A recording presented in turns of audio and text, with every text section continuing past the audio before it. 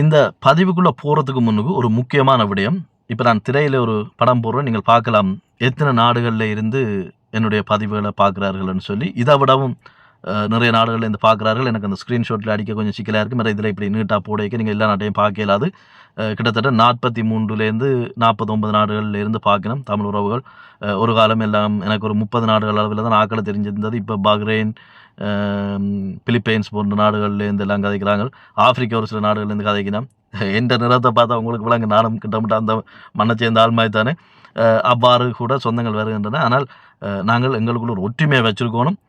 இந்த பதிவில் குறிப்பாக கந்தையா சுபாஸ்கரன் அவர்கள் மீதான சில விமர்சனங்கள் எனக்கு இருக்கிறது. அர்ஜுனா ராமநாதன் சார்ந்து பேச இருக்கிறேன். அதே நேரம் இந்த ஐபிசி ஊடகம் சார்ந்தும் பேசணும் என்ற சில இடங்களில் அந்த ஊடக அறத்தை மீறி செயல்படுகிறார்கள். நான் எப்படி பார்க்குறேன், அர்ஜுனா ராமநாதன் ஒரு மேல கதைக்கிறார், ஆபாசமாக கதைக்கிறார், அசிங்கமாக கதைக்கிறார் என்று அதை நான் கண்டிச்சிருக்கிறேன். அவர் செய்கிறது பிள்ளை என்றால் இந்த மாதிரி ஊடகங்களும் அவரை வந்து ஒரு கேலி பண்ணுவது, ஒரு சில இடத்துல இந்த ஒருமையில கதை காட்டிலும் அவரை ஒரு வேற ஒரு இரட்டை அர்த்தத்தில் கேலி பண்ணுவது. இரட்டை அர்த்தம் என்று நான் ஆபாசமாக சொல்லல, அந்த அவ கேலி பண்ணாத மாதிரி பண்ணுறதும், அவருக்கு வாக்களித்த மக்களை ஒரு முட்டாள்கள் போல சித்தரிப்பது, இதுகள் சார்ந்து நான் கதைக்க இருக்கிறேன்.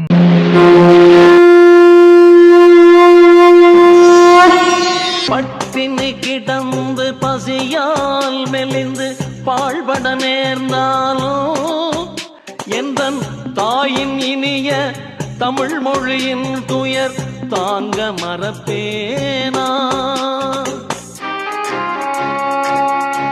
அனைவருக்கும் வணக்கம். இந்த வீடியோ பதிவிலேயும் ஒரு முக்கியமான விடயத்தோடு தான் வந்திருக்கிறேன். இந்த பதிவுக்குள்ளே போகிறதுக்கு முன்னுக்கு தயவு செய்து முடிஞ்சவ என்ற கருத்தோடு எங்கேயாவது ஒரு இடத்தை நீங்கள் ஒத்து போனாலோ அல்லது ஒரு மண்ணளவாவது என்னோடு அல்லது நான் பேசும் அரசியல் சார்ந்த கருத்துக்களில் உங்களுக்கு ஒரு அடிப்படை நியாயம் இருக்கிற மாதிரி தோணினா சப்ஸ்கிரைப் பண்ணி கொஞ்சம் ஆதரவு தாங்கோ. எங்களோட கருத்தை பகிர்வோம், பரப்புவோம். உங்களோட கருத்துக்களை நீங்கள் பதிவிடுங்க தவறாமல். அதுக்கு முதல் தயவு செய்து கொஞ்சம் நேரமாக எடுத்துக்கொண்டு சின்ன சின்ன துண்டுகளாக பார்த்தாலும் இந்த பதிவை முழுமையாக பாருங்கோ. முழுமையாக பார்க்க தவறுகிறவர்கள் தயவு செய்து கருத்தினை போட வேண்டாம். என்னென்னு சொன்ன ஒரு விஷயத்தை முழுமையாக தெரியாமல் நானும் நீங்களோ கதைக்கக்கூடாது. இப்போ தலைப்புக்குள்ளே போவோம். அதுக்கு முன்னுக்கு 2 பேருக்கு ஒரு இனிய செய்தியை சொல்லணும். இந்த பதிவில் இந்த உறவு பாலத்தை எப்படி கட்டலாம், அல்லது இதுக்கு முன்னுக்கு ஒருத்தர் கட்டினவர், அவரை பற்றியும் பேச இருக்கிறேன். உண்மைகள் பொய்கள் உள்ளது உள்ளபடி பேசப்படும். அதில் பாஸ்கரண்ணன் குரல் நிற்கக்கூடாது, நானும் லண்டனில் தான் இருக்கிறேன். அதோட அர்ஜுனா ராமநாதன் அவர்கள் மரியாதைக்குரிய நாடாளுமன்ற உறுப்பினர், நீங்களும் குரல் நிற்கக்கூடாது. என்ன உங்களுக்கும் ஒரு விஷயம் சொல்லணும். ஆனால் ஒரு விஷயம் என்னென்னு சொன்னால், அர்ஜுனா ராமநாதன் அவர்களை பொறுத்த வரைக்கும் ஆள் குரல் நிற்காது, அது ஒன்று தெரியும். அப்போ அவரோட நம்பி கதைக்கலாம். அண்ணன் பாஸ்கரன் கொஞ்சம் குரல் நினைச்சு கொள்ளக்கூடாது. நான் 2 பேரையுமே மதிக்கிறேன். அதால் இந்த கருத்துக்கு போவோம். தயவு செய்து தாயத்தில் வாழ்கிற நீங்கள், புலம்பெயர்ந்த தேசத்தில் வாழ்கிற நீங்கள், தயவு செய்து எல்லாருமே எங்களுக்கு இந்த பகைகள் பிரச்சனைகள் இல்லாமல் எல்லோரும் சேர்ந்துருக்கணும்னு விரும்புகிற ஆட்களில் நானும் ஒருவன். எல்லாருமே சேர்ந்து பார்ப்போம். தயவு செய்து முழுமையாக பாருங்கோ.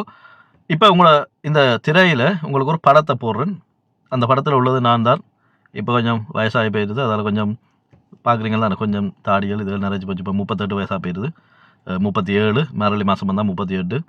பின்னால் கொஞ்சம் முடியும் போயிடுது. அதால் கொஞ்சம் தெரிந்தான வித்தியாசங்கள் எப்படி இருக்குமென்று. சரி, இப்போ விஷயத்துக்கு வருவோம். இந்த படம் 2004ஆம் ஆண்டு நான் எடுத்தேன். இது எப்படின்னு சொல்லி சொன்னால், நான் 2004ஆம் ஆண்டு ஆரம்ப கட்டத்தில் மிக நினைக்கிறேன் தை மாசி அந்த அளவில் தான் இங்கே வந்திருப்போம் நாங்கள் லண்டனுக்கு. அப்போ வந்து நான் படித்து கொண்டிருக்கே என்ன செய்தேன்னு சொன்னால், எனக்கு இந்த சுயதொழிலில் அதிக ஆர்வம் இருந்தது. அப்போ ஒரு மொபைல் கடை ஒன்றை திறப்போம் என்ற இந்த மொபைல் சார்ந்த எலக்ட்ரானிக்ஸ் கொஞ்சம் படித்து கொண்டு வந்தேன். அதோட இந்த தகவல் தொழில்நுட்பம், இந்த கம்ப்யூட்டிங் இதுகள் சார்ந்து நான் ஓராண்டுகள் கொழும்பில் தங்கி நிற்க சில இந்த கோர்ஸ்ன்னு சொல்லுவோம் தானே, அப்படி ஒரு ஆண்டுக்குரிய படிப்பை எடுத்து செய்திருந்தேன்.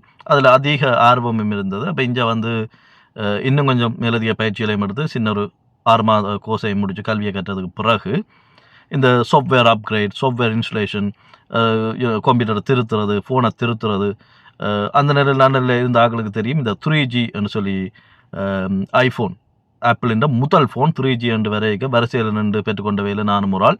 நான் அந்த கடையை தொடங்கி எங்கட ஊரில் நான் இருந்த பகுதியில் லண்டனில் அந்த ஃபோனோட ஸ்க்ரீன் உடைஞ்சா அதை கலத்தி மாற்றின ஒரு முதல் ஆளுன்னு நானாக இருக்கிறேன். அதில் ஒரு சின்ன பெருமை வரும். ஏன்னு சொன்னால் அதில் அந்த சின்ன ஸ்க்ரூவுகளாக நிறைய கிடக்கும். அதில் பிரச்சனையே கலத்துறவங்களுக்கு திரும்ப எந்தெந்த ஸ்க்ரூ எங்கே போகும்னு தெரியணும். அதால் குறிக்கப்பட்ட ஸ்க்ரூவில் குறிக்கப்பட்ட இடங்களில் பாதுகாப்பாக வச்சு அதுக்கு பிறகு தான் அதை செய்கிறது. நிறைய பேருக்கு தெரியும், அந்த காலகட்டங்களில் இந்த எல்லா ஸ்மார்ட் ஃபோன்கள் எல்லாம் அப்போ வரையில் இந்த நோக்கியா 3310 அந்த மாதிரி வந்து தான் மெல்ல மெல்லமாக இந்த எல்ஜி, பிளாக்பெரி இப்படியெல்லாம் வந்து கொண்டு இருந்தது. அநேகமாக தொழில் எங்களுக்கு எப்படி ஓடிச்சோன்னு சொன்னால், இந்த ஃபோனுன்ற கவரை மாற்றுறது, இந்த மொபைல் ஃபோனுகளோட முன்னுக்கு பின்னு கலத்தி இந்த உராசல்பட்ட கேஸை எடுத்து போட்டு புது கவர்கள் மாற்றி போடுறது. நீங்கள் அந்த படத்திலேயே பார்க்கலாம், பின்னால் தொங்கி கொண்டிருப்போம். குறிப்பாக அந்த நோக்கியா ஃபோன் இதுகளுக்கு அந்த நேரம் வந்து எல்லா ஃபோன்களுக்கும் அப்படி இருந்தது. அப்போ அதை மாற்றுறது, ஃபோனுகளை அன்லாக் பண்ணுறது, இந்த மாதிரி வேலை திட்டத்தை தான் செய்து கொண்டு வந்தோம். அந்த நேரம் இந்த வெளிநாட்டில் உள்ளவைக்கு நன்றாக தெரியும். வெளியில் இருந்து கொண்டு, அதாவது வெளிநாடுகளில் இருந்து கொண்டு ஊர் பக்கம் கதைக்கிறதுண்டா பெரிய சிக்கல். சரியான விலை, நீங்கள் நேர ஃபோனுகள்லேருந்து எடுத்தீங்கன்னு சொன்னால் படுமோசமான விலை, நிறைய நேரங்கள் கதைக்க இல்லாத காலங்கள். அப்படி இருந்த நேரத்தில் தான் இந்த கோலிங் கார்ட்டுன்னு சொல்லி ஃபோன் கார்ட்டுகள் வரவழைக்கிறது. அப்போ என்ன நடக்குமெண்டா, நாங்கள் இந்த கார்ட்டுகளை வாங்கி போட்டு அதை உரைஞ்சிறது. ஒரு கார்ட்டு சராசரியாக 10 ரூபா 50 பைசா, 3 ரூபா 5 ரூபா இந்த விலைகளுக்கு, இங்கே பவுண்ட்ஸ் படி, யூரோ படி, டாலர்ஸ் படி எல்லாம் விற்றது. அதை வாங்கி என்ன செய்வோம்னா உரைஞ்சி போட்டு எங்களோட வீட்டு ஃபோனுகள்லேருந்து, லேண்ட் ஃபோனுகள் இருந்தது அந்த நேரம். இப்போ உள்வரவு அழைப்புகளுக்கு தான் இன்கம் கோல், அதுகளுக்கு கூட ஊரமாய் தான் இங்கே நாங்கள் காசு கொடுத்த காலம். அந்த கார்ட்டில் ஒரு இலக்கம் கொண்டு வரும், அந்த இலக்கத்தை எடுத்து நாங்கள் எங்களோட வீட்டு ஃபோனில் அடித்து அந்த தொடர்பை ஏற்படுத்தினது பிறகு இந்த கார்ட்டில் வர பின் நம்பர் இந்த இரகசிய குறியீட்டை அடித்து நாங்கள் ஊருக்கு தொடர்பு கொள்வோம். அதில் இன்னொரு சிக்கலும் ஒன்று இருந்தது. அடிச்சோன்னு 1000 நிமிஷம் 500 நிமிஷம் 200 சொல்லும். ஆனால் நீங்கள் 50 நிமிஷம் கதைக்க காட்டு முடிஞ்சிடும். இப்போ இதுகளை ஏன் நான் சொல்கிறேன்னு சொன்னால், இப்போ அந்த நேரத்தில் 2 பிரதான நிறுவனங்கள் இருந்தது. அதில் இன்னும் ஒன்று சிறப்பாக சொல்லணும்னா, இன்றைக்கு லைக்கா மொபைலாக மாறி இன்றைக்கு இன்னும் உங்களுக்கு புரிகிற மாதிரி சொல்லணும்னா, இந்த சுபாஸ்கரன் இப்போ படங்கள் எடுக்கிறாரு தானே, லைக்கா ப்ரொடக்ஷன் என்ற இதில் அவர்கிட்ட நிறுவனம் தான் பிரதானமாக அங்கே இருந்தது. அதுக்கு பிறகு பிற்காலங்களில் அந்த காலங்களோட ஒத்துத்தான் இந்த லிபாரா என்றதும் வந்தது. இது முதல் இந்த கோலிங் கார்டு இந்த அட்டையெல்லாம் வந்தது. அதுக்கு பிறகு ஒரு சிம் கார்டாக லிபாரா மொபைல்ஸ் என்ற பெயரில் அது வரவழைக்கிட்டது. ஒரு கட்டத்துக்கு பிறகு லிபாரா லைக்கா என்று வந்ததுக்கு பிறகு போட்டி எப்படி இருக்குமென்று சொல்லி சொன்னால், யார் கூட கடையில் பழக்கம் பிடிச்சி அவைண்ட விளம்பரங்களை போடுறது, இப்போ தங்களோட இப்போ சேவைகள் சார்ந்த விளம்பரங்களை போடுறது, ஜன்னல்களில் பெரிய பெரிய போஸ்டர்கள் ஓட்டுறதுல பெரும் போட்டி நடக்கும். அப்போ எங்களோட ஊருக்கு நான் கடை வச்சிருந்த இடத்துல லிபாரா மொபைல்ஸ் என்ற முதல் விளம்பரம், அதாவது இந்த கடையை போஸ்டர்கள் ஒட்டி மேலே ஸ்டிக்கர்களை வேண்டியெல்லாம் ஒட்டி லிபாரான்னு சொல்லி இந்த நீல கலர் ஸ்டிக்கர் எல்லாம் ஒட்டி சோடிக்கப்பட்ட அல்லது வடிவமைக்கப்பட்ட அவர்களின் முழு விளம்பரத்தையும் காட்சிப்படுத்தப்பட்ட ஒரு கடையாக இருந்த முதல் கடை என்னுடையது. என்னுடைய ஒரு சின்ன கடை, ஒரு பெரிய கட்டிடம், பெரிய கடை. என்ன நடந்ததுன்னு சொன்னால், அதை பாதியாக பிரித்து பாதியை ஒரு இந்திய ஐயா ஒரு ஆள் உடுப்பு கடையாக வச்சுருந்தவர். முன்பக்கத்தில் இன்னொரு பாதி என்னோட வாடகை தரப்பட்டிருந்தது. அதுக்கு பின்னாலேயும் வந்து இந்த கோயிலுக்கு விற்கிற பொருள்கள் இருந்தது. நான் பிற்காலத்தில் தான் அந்த கடையை பெருசாக்கி அந்த முழு பாதியையும் எடுத்தினான். துரதிருஷ்டவசமாக எனது கடை குறுகிய காலத்துக்கு பிறகு வந்து பெருங்களவு ஒன்று நடந்து, அந்த களவில் ஈடுபட்டவர்கள் காவல்துறை கைது செய்யப்பட்டு 18 மாதங்கள் சிறைப்படுத்தப்பட்டார்கள். ஆனால் அதோடு என்னுடைய சேமிப்பு, என்னுடைய கனவு எல்லாமே சிதைக்கப்பட்டது. ஆனால் நான் இப்போ இதை சொல்கிறதுக்குரிய காரணங்கள், இப்போ இந்த தனிப்பட்ட கதை அது வேறு. இப்படித்தான் லிபாரா இங்கே வந்தது. ஆரம்பம் தொட்டே நான் லிபாராவை பார்த்து வந்திருக்கிறேன். அதாவது ஒரு கோலிங் கார்டு, அதுகளுக்கு போஸ்ட் ஒட்டி, அப்புறம் ஒரு மொபைல் நெட்வொர்க்காக வந்து ஒரு குறுகிய காலத்தில் நான் நினைக்கிறேன், தகவல் சரியாக இருந்தால் அவை கிட்டத்தட்ட ஒரு $1 பில்லியன் அந்த மாதிரி பெறுமதியான ஒரு பெற்றும் ஒரு நிறுவன வளர்ச்சியை காட்டியிருந்தார்கள். எனக்கு தெரியும், நான் அந்த நேரம் அறிஞ்சிருந்தேன்னா, இந்த 3 பேர் சேர்ந்து, ஒரு அண்ணன் வந்து கந்தையா சுபாஸ்கரன் அவர்கள், மற்றவர் வந்து நோர்வேல இருந்த ஒரு அண்ணன் இருந்திருக்கோன்னு நினைக்கிறேன், மற்றவர் இன்னொருத்தர் லண்டனை சேர்ந்தவர். இந்த லண்டனை சேர்ந்த அண்ணனை நான் கண்டிருக்கிறேன். இவங்களெல்லாம் சேர்ந்து தான் அதை உருவாக்கி கடும் உழைப்புகளை போட்டு மேலே வந்தவன். அதுக்கு பிறகு அந்த லிபாரா நிறுவனத்தை விற்று, நான் நினைக்கிறேன் அதுக்கு ஒரு காலத்திலெல்லாம் வந்து கந்தையா பாஸ்கரன் அவர்களும் வந்து சுபாஸ்கரன் இவர்களெல்லாம் சேர்ந்து இயங்கினதாகவும் அறிந்திருக்கிறேன். அதுக்கு பிறகு பிரிஞ்சு அவர்கள் வேறு வழியில் சென்றதாகவும் எல்லாம் அறிஞ்சிருக்கிறேன். அப்போ நிறைய பேர் கதைப்பினம். ஆனால் லிபாரா இப்படி தான் உருவானது. இது அவையால் ஸ்பான்சர் பண்ணப்பட்ட, அனுசரணை தரப்பட்ட முதல் கடை. அதுக்குரிய காசு தந்திருந்தவன். பிறகு ஒரு கட்டத்துக்கு மேலே போய் நீங்கள் சின்ன சின்ன விளம்பரங்கள் போடைக்கு என்ன செய்யணும்னா, இப்போ லிபாரா மொபைலில் டாப் அப் கார்டு இருக்குது. இப்போ நாங்கள் ஊரில் டயலாக், ஏர்டெல் இதுகளுக்கு வச்சுருக்கிற மாதிரி இங்கே வந்து 5 பவுன் 10 பவுன் 20 பவுன் வரும். அதில் இப்போ உதாரணத்துக்கு நான் குறிப்பிட்ட போஸ்டர்ஸை ஒரு மாதத்துக்கு ஒட்டி நீங்கள் வச்சுருக்கலாம், விளம்பரப்படுத்துக்கொண்டு அனுமதி கொடுத்தா அதுக்கு ஒரு 10 கார்டு 5 காட்டு அப்படி அந்த விளம்பரத்துக்கு ஏற்ற மாதிரி தருவினா அதை நாங்கள் விற்று லாபத்தை எடுத்துக்கொள்கிறது. அந்த விற்கிற காட்டால் வர காசு முழுவதும் என்ன வந்து சேரும். அது பெருந்தொகை இல்லை, ஆனால் என்ன மாதிரி சின்ன சின்ன கடைக்காரருக்கு அது ஒரு குட்டி உதவியாக இருந்தது. இது எல்லாம் நீங்கள் இப்போ ஏன் லிபாரா உருவான கதை அது தெரியுமா இது தெரியுமாண்டு ஏன் உளறியல் அலற்றியல் கதைக்கிறீர்கள் என்று யாருக்காவது எண்ணம் தோன்றினால் இதுக்கு பின்னால் ஒரு அரசியல் இருக்கு. அதுக்கு வர முன்னுக்கு இன்னொரு சுருக்கமான விளக்கத்தையும் சொல்லி போட்டு விஷயத்துக்கு போவோம். இதுகளுக்கெல்லாம் பிறகு நான் நினைக்கிறேன் கந்தையா பாஸ்கரன் அவர்கள் இந்த லிபாரா நிறுவனத்தை விற்றதுக்கு பிறகு இந்த ஐபிசி ஊடகத்தையும் அவர் வாங்கினவர், அவர் தான் அதில் உரிமையாளர்னு நினைக்கிறேன், அவர் வாங்கினதாக அறிந்தேன். அதுக்கு பிறகு அவர் அங்கே வந்து இந்த ரீச்சா இதுகளெல்லாம் திறந்து ஒரு பெரிய தொழிலதிபராக இருந்தார். இதுகளை நான் ஏன் சொல்கிறதுண்டா, இப்போ உள்ள அரசியலில் இந்த 2 பேர் தொடுபடுகிறோம். யாராக்கள்? ஒன்று மரியாதைக்குரிய நாடாளுமன்ற உறுப்பினர் அர்ஜுனா ராமநாதன் அவர்கள், இன்னொரு பக்கம் பெரிய தொழிலதிபர் கந்தையா பாஸ்கரன் அவர்கள். இப்போ நான் எப்பவும் எனக்கென்று ஒரு விஷயத்தை வச்சிருக்கிறேன். நான் கண்ணால் பார்க்காத, நான் காதால் கேட்காத, நான் கதைக்காத ஆக்கடை சார்ந்த விடயங்களை நான் பேச மாட்டேன். அதை மாதிரி தான் நான் ஊரில் ஒவ்வொரு கிராமங்களாக நான் மாவட்டங்களாக சிறியக்க மக்களோட அதை மக்களை சந்திக்கிறதும் எப்படி செய்யணும்னு சொன்னால் நிறைய பேரை சந்திக்கணும். கண்டவன் வந்தவன் போனவ எல்லாரோடையும் கதைச்சா தான் ஒற்றளவு விளங்கு. நாங்கள் சும்மா ஒரு விமர்சனம் அல்லது ஒரு தகவலை அறிய போகிறோம்னுட்டு ஒரு ஆள் 2 பேரை கேட்டால் விளங்காது. இப்போ என்ன பொறுத்தளவுக்கு தமிழில் ஒன்று சொல்லிவினோம், ஒரு பானை சோத்துக்கு ஒரு சோறு பதமண்டு. அந்த சோறு எங்கே இருக்குன்றதும் நாங்கள் பார்க்கணும். இப்போ மேலே கிடக்கிற சோறு, இப்போ நடுவில் கீழே சிறுநேயம் சொல்லுவோம், நாங்கள் ஆடி பிடிச்சிருக்கேன்னு சொல்லுவோம், நடுவில் குழஞ்சி போச்சோன்னு சொல்லுவோம். அப்போ மேலே உள்ள ஒரு சோத்து எடுத்து என்னென்று பதம் பார்க்குறது. அதனால் நான் நினைக்கிறேன் ஒரு பானை சோத்துக்கு 100 சோறு பதம் என்று சொல்லுவோம். ஏன்னா அதான் சரியாக இருக்குது. சரி இல்லையாண்டா 10 சோறு பதம்னு மாற்றிக்கொள்ளுங்க. இனி பழமொழியை மாற்றணுமா?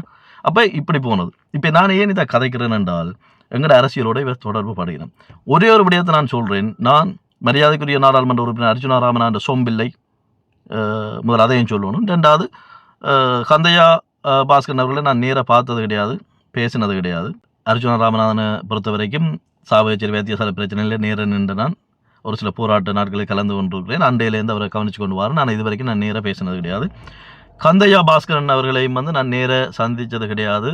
ஆனால் இந்த லிபாரா இதுகள் உருவான காலகட்டங்களில் நான் இருந்தபடியாக நான் கண்ணால் கண்டது காதால் கேட்ட விஷயங்களை அந்த காலத்தில் இருக்கிறபடியாக நான் உங்களுக்கு சொல்கிறேன். இது அடுத்த பிரச்சனை இந்த அரசியல் 2 வரைக்கும் வேண்ட இதுகள் வருது. ஆனால் இதுக்குள்ளே போகிறதுக்கு முன்னுக்கு நான் ஒன்று என்னிலும் வயது குறைந்த எனது தம்பி தங்கைகள் உறவுகளுக்கு உரிமையோட அன்போட உங்களில் உள்ள அக்கறையில் சொல்கிறேன். எங்களுக்கு ஒரு தடவை பிடிக்கலைன்றதுக்கு வெளியில் ஆதாரம் அற்ற குற்றச்சாட்டுகளை செய்யக்கூடாத ஒரு தலைமுறையை உருவாக்க வேணுமென்றது என்ற பெருங்கனவு.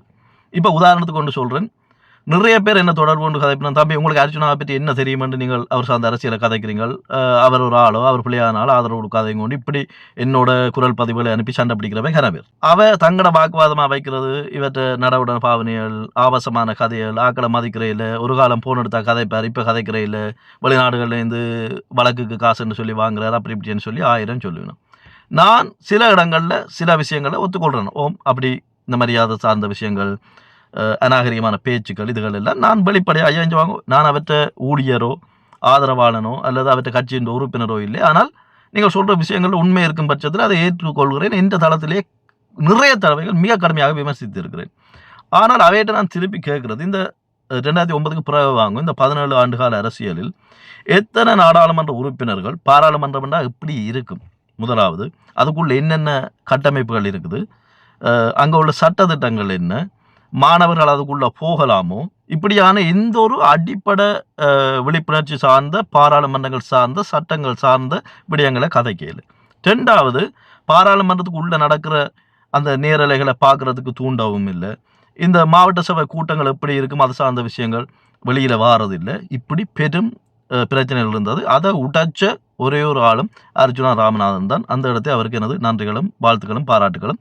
அதே நேரம் மிக மிக கடுமையாக விமர்சிச்சிருக்கிறேன். அவற்றை என்ன சொல்கிறது, அவற்றை வயசுக்கும் அவற்றை படிப்புக்கும் சுத்தமே சம்பந்தம் இல்லாத தேவையற்ற அருவருப்பான கதைகள், இந்த மாதிரி விஷயங்களுக்கு நான் கண்டிச்சிருக்கிறேன்.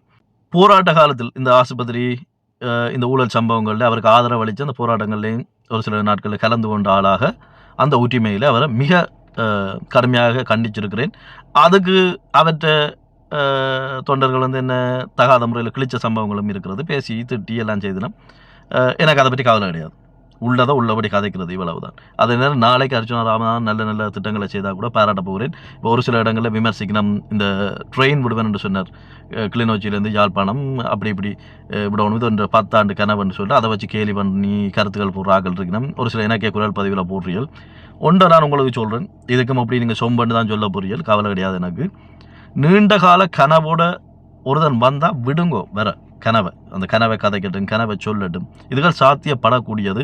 நாட்கள் ஆகலாம், ஆண்டுகள் ஆகலாம். ஆனால் ஒரு 10 வருஷத்துக்கு அப்புறம் ஒரு காரியத்தை நாங்கள் செய்யணும் என்றாலும் இன்றைக்கு முயற்சி எடுத்தால் தான் இன்றைக்கு நாளைக்குன்னு சொல்லி அந்த சம்பவத்தை நிகழ்த்தி காட்டலாம். அவற்றை ஒழுக்கம் சார்ந்து விமர்சியுங்கோ, நான் உடன்படுறேன். மஹிந்தவோடு நமாலோடு அவர் சேர்ந்திருப்பதும், அவர்கள் சார்ந்த சில பேச்சுக்களை தனது தளங்களில் கூட பேசுவதும், அவர்களுக்கான சில உரையாடல்கள் என்று வரும்பொழுது அந்த இதையெல்லாம் நானும் சகிச்சு கொள்வதில்லை. அதில் நீங்கள் விமர்சியுங்க, நான் உடன்படுறேன். ஆனால் ஊழலுக்கு எதிராக பேசுகிற விடயங்களில் நான் இப்போதைக்கு விமர்சிக்க மாட்டேன் என்றால் அதை சத்தமாக கதைக்கிறதுக்கும் ஒரு தனி துணிவு வேணும். என்னென்னு சொன்னால், நான் ஒரு நடுநிலையாக விமர்சிக்கைக்கே அர்ஜுனாண்ட ஆதரவாளர்கள்ட்டையும் பேச்சு வாங்க வேண்டி கிடக்கு, எதிர்க்கிறவையிட்டையும் பேச்சு வாங்க வேண்டி கிடக்கு, இப்படி சூழல் இருக்குது. சரி, இது ஒரு பக்கம். இன்னொரு பக்கம் கந்தையா பாஸ்கரன். இதில் எங்கே பிழைக்குதுண்டா, கந்தையா பாஸ்கரன் எனக்கு தெரிஞ்சா சொல்கிறேன், நான் அவற்றை ஆதரவாளரோ எதுவுமே கிடையாது, அவற்றை நிறுவனத்துக்கு பணி செய்தாலும் கிடையாது. எங்கே சிக்கல் வருதுன்னு சொன்னால், அவங்க அந்த லிபாரா நிறுவனத்தை விற்க ஒரு பெற்றும் தொகைக்கு, அதாவது இலங்கை ரூபாவில் கற்பனை கட்டாத ஒரு தொகைக்கு விற்றவை. இதை 3 பிரிச்சா கூட ஒவ்வொருத்தருக்கும் பெற்றும் பங்கு கிடைச்சிருக்கு. எனக்கு அவன் இந்த லாப நட்டங்கள் பற்றி தெரியாது. ஆனால் அதை நீங்கள் அவைக்கு தனித்தனியாக கிடைச்ச பங்குகளை அவங்க ஊர்காசுக்கு மாற்றிக்கு அது கற்பனைக்கு எட்டாத ஒரு தொகை. இப்போ நான் சொல்கிறது என்னென்னா, அவ்வளவு தொகை கொண்ட எவனுமே ஊழல் செய்து காசு சம்பாதிக்கிற எண்ணம் வராது. மற்றது அங்கே ஒரு தொழில் தொடங்கிக்க, இப்போ உதாரணத்துக்கு இன்றைக்கு இந்த நான் கதைக்கிற இந்த நிமிஷம் அங்கேருந்து நீங்கள் 448 ரூபா அனுப்பினா தான் இங்கே 1 ரூபா. ஆனால் பொருள் விலைகள் மாறும். இப்போ உதாரணத்துக்கு நான் சொல்கிறேன்னு சொன்னால், இங்கே உங்கள் லட்சத்தில் கூட சம்பளம் எடுக்கிறவே இருக்கலாம், இங்கே 1000ங்களில் தான் சம்பளம் எடுக்கலாம். இப்போ உதாரணத்துக்கு இங்கேருந்து 1 ரூபாவை நான் அங்கே அனுப்பி போட்டு வந்தால் கூட பொருள் விலை என்ற விலைக்கு இப்போ இந்த நாட்களில் கிட்டமிட்டு ஒரே மாதிரி தான் கிடக்கு. இங்கே ஒரு காரை நீங்கள் வாடகைக்கு எடுத்தால் ஒரு நாள் வாடகையாக 30லேருந்து 60 ரூபா வரைக்கும் வரும் ஒரு சாதாரண கார். சில நேரம் அந்த இன்சூரன்ஸ் அப்படி இப்படின்ற வரைக்கும் 70 ரூபா வரும். ஆனால் இப்போ அங்கே நான் ஒரு வேனை வாடகைக்கு எடுக்கிறதுக்கு எனக்கு 58 பவுண்ட்ஸ் தேவைப்படுது இஞ்சத்த காசு. அப்போ இஞ்சத்த காசுக்கும் அங்கத்த காசுக்கும் வித்தியாசமே இல்லை. ஏன்னா அவ்வளோ தூரம் பொருளாதார வீழ்ச்சி இருக்கிறது. என்னிலும் வயசு குறைஞ்ச தம்பி தங்கச்சிகள் தயவு செய்த வடிவாக கேளுங்கோ. நாங்கள் எனக்கு ஒரு ஆளை பிடிக்குது, அவர் ஒரு குற்றச்சாட்டை சொல்கிறாருன்றா அதை ஆதாரம் இல்லாமல் நம்பக்கூடாது. இப்படி நிறைய பேர் எங்களுக்கு முன்னுக்கு இருந்தவன் நம்பி குத்தக்கூடாதவனுக்கு துரோகி பட்டங்களும், குத்த வேண்டியவனை நல்லவன் என்று விட்டதும், தொழிலதிபர்கள் என்றும் விட்டதும், சார கடையில் நடத்துகிறவன தேசியவாதி என்று சொன்னோம். இப்படியெல்லாம் பிள்ளைகள் நடந்ததால் தான் நாங்கள் இன்றைக்கு இவ்வளவு சீரழிகிறோம். அப்போ கந்தையா பாஸ்கரனில் என்ன விமர்சனங்கள் பேசப்பட்டது என்று சொன்னால், அந்த நேரம் ஒன்றும் பேசப்படையில். இந்த ஐபிசி ஊடகத்தை வாங்கினதுக்கு பிறகு, இன்னும் குறிப்பாக 2009ஆம் ஆண்டுக்கு பிறகு வைக்கப்பட்ட விமர்சனங்கள், இதுக்கு சத்தியமான ஆதாரங்கள் ஒன்றும் இல்லை. ஆனால் நான் கேள்விப்பட்டது, விடுதலை புலிகள் காசை ஆட்டிய போட்டார். அதை எப்படி சொன்னவை என்று சொன்னால், விடுதலை புலிகளின் பணங்கள் இப்படி தொழிலதிபர்கள் ஊடாகத்தான் பரிமாறப்படுகிறது, இவர்கிட்டையும் பல லட்சங்கள் பல கோடிகள் கொடுக்கப்பட்டது. ஆனால் இந்த யுத்த முடிவுக்கு பிறகு அவர் அதை தன்னிட்ட வச்சு கொண்டுட்டார் என்ற குற்றச்சாட்டு ஒன்று வைக்கப்பட்டது. இதை வச்சவையும் ஆதாரம் சொல்லையில் உங்களுக்கு தெரியும், எனக்கு இதில் உண்மைத்தன்மை தெரியாது. நடந்திருந்தாலும் ஆதாரம் வர போகிறதில்லை, நடக்காட்டிலும் யாரும் பாராட்ட போகிறதில்லை. ஏனென்றால் நிறைய விஷயங்கள் எங்களுக்கு தெரிய வார இல்லை. ஆனால் இப்படி ஒரு விமர்சனம் பேசப்பட்டது என்பது உண்மை. மற்ற இன்னொன்று சொல்லிச்சு, நம்ம இந்த ரீச்சான நிலப்பரப்புகள் எல்லாம் மஹிந்த ராஜபக்ச கோத்தபாயவே இந்த காலத்தில் வாங்கினவர், அவைக்கு லஞ்சம் கொடுத்து வாங்கினார், அவ்வாறு எல்லாம் சொல்லி நிறைய குற்றச்சாட்டுகள் சொல்லப்பட்டது. அதுக்கு முன்னாடி ஆதாரம் இல்லை, எனக்கு அது சார்ந்து தெரியாது. ஆனால் இந்த விமர்சனங்கள் குற்றச்சாட்டுகள் எல்லாம் இருந்தது, ஓமோ இல்லையோன்னு கேட்டால் ஓம் பேசப்பட்டது. இது நான் நினைக்கிறேன் கந்தையா பாஸ்கரன் அவர்களும் அறிவார்கள். இது சார்ந்து அண்மையில் அர்ஜுன ராமநாதன் கூட சில இடங்களில் கதைச்சிருந்தார். ஆனால் இது இந்த உண்மை பொய்யல் கந்தையா பாஸ்கரன் அவர்களுக்கு தான் தெரியும். அவர் தான் அதை வெளிப்படுத்தணும். இல்லாட்டி இப்போ அர்ஜுன ராமநாதன் சொல்கிற மாதிரி இப்போ ரீச்சா நிலப்பரப்பில் எதுவும் குற்றச்சாட்டு இருந்தால் இவர் சொல்கிற நான் முதலமைச்சராக இருந்தால் அதை கிண்டி எடுத்து இவருக்கு தண்டனை கொடுப்பேன் அல்லது அதை விசாரிப்பேன்னு சொல்கிறார். அதுகள் அவை அப்படி சந்திச்சு கொள்ளணும். இல்லைன்னு சொன்னால் கந்தையா பாஸ்கரன் இவர் என்னோட ஒரு அவதூறு பரப்புறாரு வழக்கு கூட தொடரலாம். ஆனால் நான் ஒன்றை சொல்கிறேன் என்னென்னு சொன்னால், ஊழல்கள் எங்கே தொடங்குறது என்று பார்த்தா, அல்லது ஏன் தொடங்குதுன்றா அது இந்த மூல காரணம் பணம் என்று வருது. ஆனால் உண்டை இப்போ லைக்கா சுபாஸ்கரன் அண்ணன் எடுத்தாலும் சரி அல்லது கந்தையா பாஸ்கரன் ஐயாவை எடுத்தாலும் சரி, இவங்கள் நான் இவங்களோட உரிமையில் சொல்லையில் இதுவரைன்றதை சொல்கிறேன். நாங்கள் எங்களோட பேச்சு வழக்கில் பெற்றும் கோடீஸ்வரர்கள் நான் அறிஞ்ச அளவுக்கு. என்னன்னா அந்த லிபாரா கார்டு ஒன்றின் விலை எவ்வளவு, அந்த நிறுவனத்தை வந்த ஒரு காலத்துக்கு பிறகு நான் நினைக்கிறேன் 1 பில்லியன், நான் நினைக்கிறேன் மில்லியன் இல்லை 1 பில்லியன், கிட்டத்தட்ட 1000 மில்லியன்கள் அதில் இருக்கும். என்ன அதை வந்து ஒரு வருமானமாக காட்டின நிறுவனங்கள். அப்போ 3ஆ பிரித்து அதை விற்க என்ன தொகைக்கு வித்திருப்பினம், அதை ஊர் காசுக்கு போட மண்டை வரைக்கும் அதை கணக்கு பார்க்க. அப்போ அப்படி கொத்தவைக்கு வந்து உங்கள் வந்து ஊழல் செய்து 1 லட்சம் 2 லட்சம் 10 கோடி 20 கோடி என்று வாங்குறன்றது அது ஒரு நான் நினைக்கையில் அது சாத்தியப்படுமாண்டு. முதல்ல அங்கேருந்து நீங்கள் ஒரு 1000 கோடி அனுப்பினா கூட இங்கே எத்தனை கோடி வரும்ன்றதை யோசிக்கணும். அப்போ டாலர்ஸ், பவுண்ட்ஸ், ஃப்ராங்க் இந்த மாதிரி காசுகளில் கையாளுற ஆக்கள், அதுகளை முறையில் பணத்தை பார்த்த ஆக்கள் அங்கே வந்து ருபீஸ், அதாவது ரூபாயில் ஊழல்கள் அதுகள் நான் நினைக்கல. சரியா, இது எந்த தனிப்பட்ட கருத்து. அதே நேரம் அவ்வாறு குற்றச்சாட்டுகள் இருந்தால் அது விசாரிக்கப்படணும், அதிலே மாற்று கருத்து இல்லை. எந்த தம்பி தங்கைகள், நான் நேசிக்கிற இந்த சமூகம் நான் எப்படி விரும்புகிறேன் என்றால், தொழில் முனைவோர் ஒரு நாட்டின் வளர்ச்சிக்கு தேவை. இப்போ அர்ஜுனா ராமநாதன் அவர் சொல்கிற மாதிரி நாளைக்கு முதல்வர் ஆகிறாருன்னு வைங்க, அவருக்கும் இந்த மாதிரி தொழில் தொடங்குகிற ஆக்கள் வேணும். இல்லைன்னு சொன்னால் அங்கே வந்து எங்களோட பொருளாதாரத்தை எழுப்பிடாது. நாங்கள் இந்த மாதிரி ஆக்கலன்னு நான் கந்தையா பாஸ்கர்னு சொல்லல, தொழிலை தொடங்கி நடத்துகிற யாராக இருந்தாலும் அந்த அரசும் இந்த தொழில் நிறுவனங்கள், முதலாளிமார், பிஸ்னஸ் பீப்புள் இவை இருந்தால் தான் நாங்கள் அடுத்த கட்டத்துக்கு வளரலாம். என்ன அவை கூட நிறைய வருமானங்கள் வரும், வரிகளை எடுக்கலாம். மற்ற இந்த தொழில்கள் இருக்கிறதால நிறைய பேர் உள்ள வருவினும், அதால் பொருளாதாரம் பெருமளவில் வளரும். இன்றைக்கு 10ஆம் ஆண்டு 11ஆம் ஆண்டு ஏஎல் யூனிவர்சிட்டிக்கு பார்த்து கொண்டிருக்கிற பிள்ளைகள், யூனிவர்சிட்டியில் படிக்கிற எண்ணிலம் வயசு குறைஞ்ச தம்பி தங்கைகள் நாங்கள் மூளை கொண்டு ஏற்றி கொள்ளணும். எனக்கு ஒரு தடவை பிடிக்குது. இப்போ நிறைய பேருக்கு நான் போகிற சில பிரதேசங்களில் அர்ஜுனா ராமநாதனை பிடிக்குது. அப்போ அர்ஜுனா ராமநாதனை பிடிக்குதுன்றதுக்காண்டி அவர் சொல்கிறது எல்லாத்தையும் நம்பக்கூடாது. இதைத்தான் அர்ஜுனாவும் சொல்கிறேன், நீ என்னையே சந்தேகப்படன்னு சொல்கிறேன். 1000ல் ஒரு வார்த்தை தரமான வார்த்தை. சரியா, அதை சொல்கிறதுக்கும் ஒரு மனசு வேணும், தைரியமும் வேணும். அதோட ஊழல் குற்றச்சாட்டுகள், அவர் மீதான விமர்சனங்களை நான் அதை அவர்கிட்ட விடுறேன், அவர் தான் அதை சரி பண்ணிக்கொள்ளணும். இந்தியாவில் கந்தையா பாஸ்கர் இவை மாதிரி பெரும் தொழிலதிபர்கள் எல்லாம் தேவை. இப்போ அதே நேரம் சமூக தொண்டு முக்கியம்.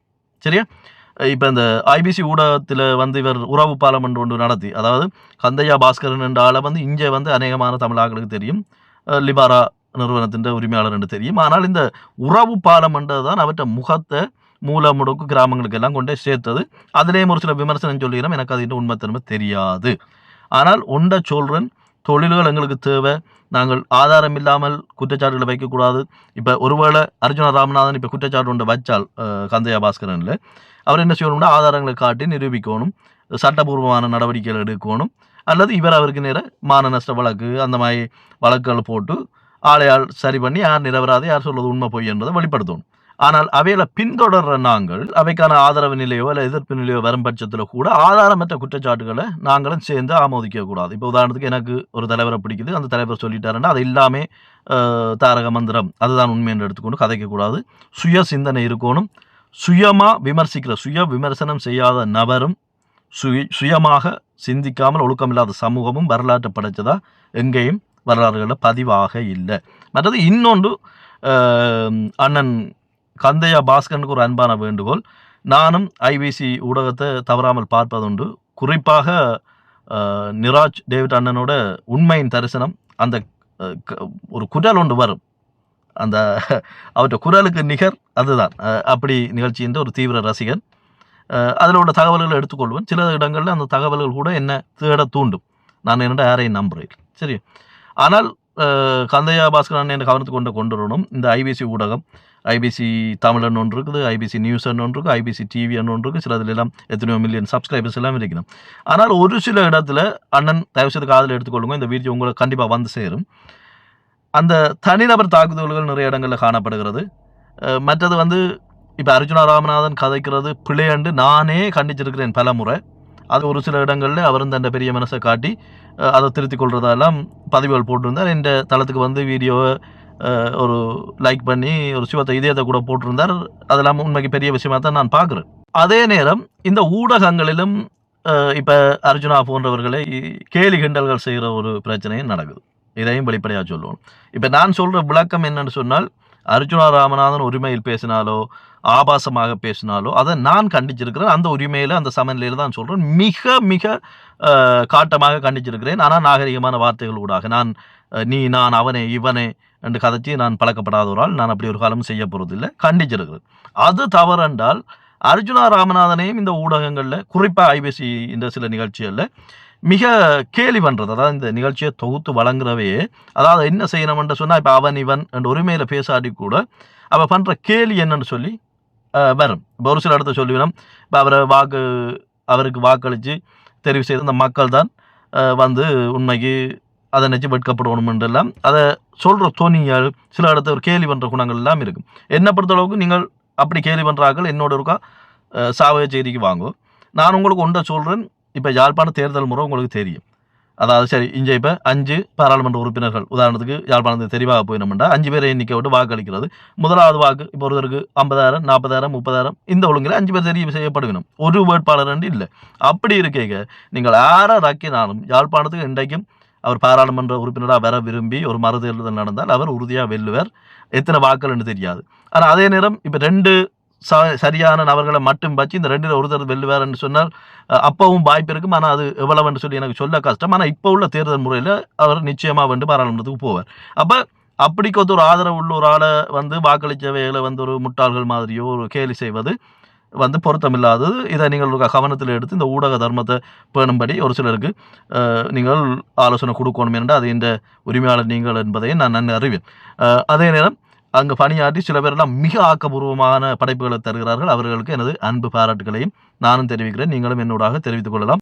இறுதியாக ஒரு விடயத்தை சொல்லி நிறைவு செய்கிறேன். எங்களுக்குள்ள ஒரு ஒற்றுமை வேணும். நாங்கள் யாரையும் அவசரப்பட்டு இவன் துரோகி அவன் துரோகி என்று ஆதாரமற்ற குற்றச்சாட்டுகளை வைக்க வேண்டாம். துரோகி என்று எல்லா மக்களாலும் இனங்காணப்பட்டு ஒரு ஆதாரபூர்வமாக நிரூபிக்கப்பட்டால் அவன் துரோகி தான், மாற்று கருத்தில். தமிழினத்துக்கு எதிராக எவன் இயங்கினாலும் அது துரோகம்தான். ஆனால் அவசரப்பட்ட ஆதாரமற்ற குற்றச்சாட்டுகள் எனக்கு எங்கே பயம் வாரதுன்னு இந்த சமூகத்தில் எனக்கு ஒரு தடவை பிடிக்குது. அதாவது அவர்கிட்ட எதிரியெல்லாம் என் எதிரியல் நினைக்கிறேன். இந்த மனநிலை வேண்டாம். நல்ல ஒரு சமூகத்தை படைப்போம். ஊழல்வாதிகள் இல்லையாண்டு இப்போ மாகாண சபை தேர்தல் வரப்போகுது. அந்த தேர்தல் நிறைய பதில்களை சொல்லும். யார் ஊழல்வாதி, யாருக்கு ஆதரவு இல்லை. அதில் இன்னொரு கொடுமை நடக்கும். வென்றதுக்கு பிறகு இல்லை தோற்றதுக்கு பிறகு இப்படியும் சொல்லுவாங்க, மக்களை ஏமாற்றி வென்றுட்டார் அல்லது மக்கள் வந்து அவரை தோற்கடித்து விட்டார்கள், ஊழல்வாதியை கலைத்தார்கள், அப்படி இப்படின்னா நிறைய விடயங்கள் நடக்கும். இந்த தளத்துக்கு வர எல்லா உறவுகளும் தயவு செய்து ஒரு குடைக்கு கீழே வரணும், ஒற்றுமையாக இருக்கணும். இன்னொரு படைப்பில் உங்களை சந்திக்கும் வரை நன்றி, வணக்கம்.